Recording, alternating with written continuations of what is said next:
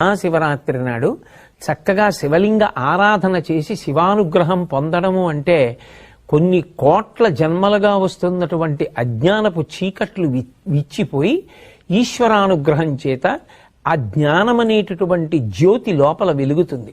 ఆ జ్ఞానము కలిగితే ఇక మళ్ళీ పుట్టవలసిన అవసరాన్ని పోగొట్టుకుంటాడు.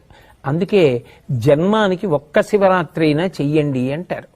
ఒక బిల్వదళంతో అర్చన చేయడం, తుమ్మిపూలతో అర్చన చేయడం, పంచామృతాలతో అభిషేకం చేయడం, అలాగే ఆ కాలమునందు దొరికేటటువంటి పుష్పములను సేకరించి ఈశ్వరార్చన చెయ్యడం, భాగవతులందరూ కూర్చుని చక్కగా భజన చేసుకోవడం, ఇవన్నీ కూడా మహాశివరాత్రి నాడు విధింపబడినటువంటి విశేషాలు.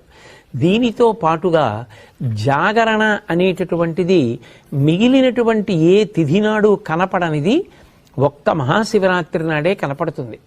జాగరణ అన్న మాటకు అర్థం ఏమిటి?